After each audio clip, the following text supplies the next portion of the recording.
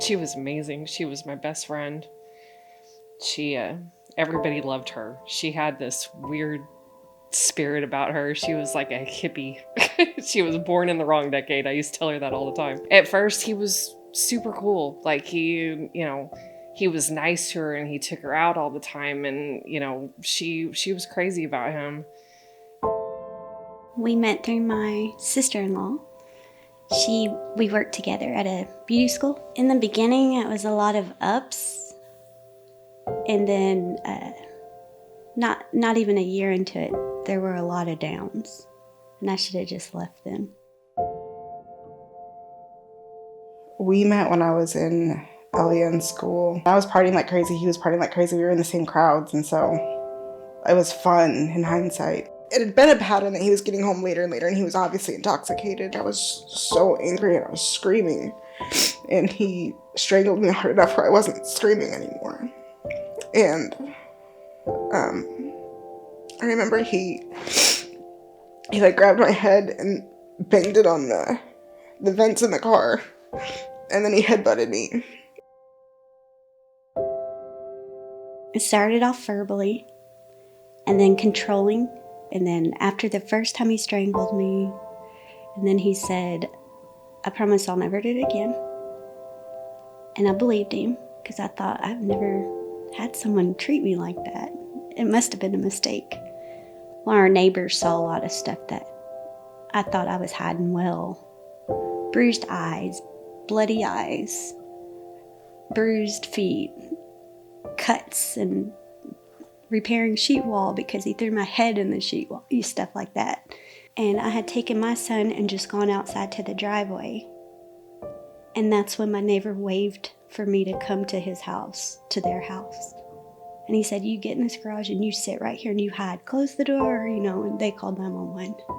I was bleeding, I was bruised.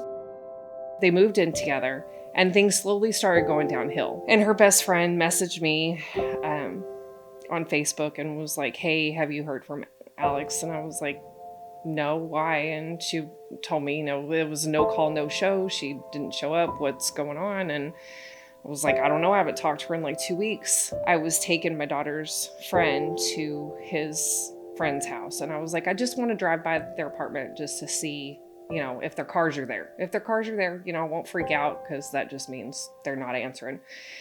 And when I pulled up, there were cop cars, ambulance, fire truck. And I hopped out of the car and I'm like in hysterics at this point going, where's my daughter? And the police officer walked half up the stairs. Another one came half down. He walked back down and he said, "I'm sorry, she's dead." And I was like, "No, she's not."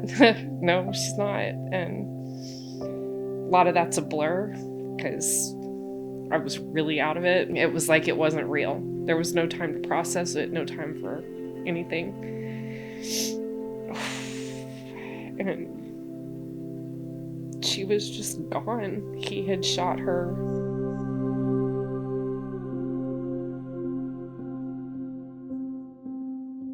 I feel like traditionally the burden is laid on the victim to have to navigate and go to each organization. In Ellis County, that's somewhere between 15 and 20 different organizations. To have a resource center can draw those organizations together to help streamline services. Having an adequate bowl of resources would have been tremendous help and so much less stressful.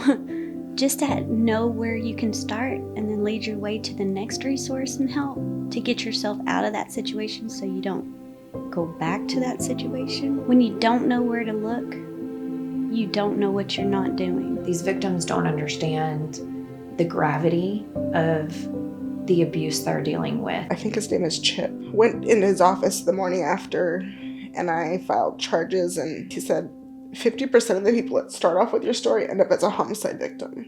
And he said, "I don't want to visit your house under those circumstances." When people are in the middle of relationships like that, they don't want to hear what you have to say. They don't want to hear it because I can beat you tonight and tomorrow I'm going to tell you I love you and buy you flowers and it'll never happen again, then 2 weeks later, guess what's going to happen again? It's going to happen. It's going to happen over and over and over, and it's going to get worse until what happened to my daughter happened. And I don't want to see that. I wish that things like that never happen. It's horrible. We hear from survivors across the country that having a resource center gives them hope and helps them be able to have the courage to follow through and get away from their abuse. We invite you to join us as we guide victims of domestic abuse in Ellis County to safety and hope.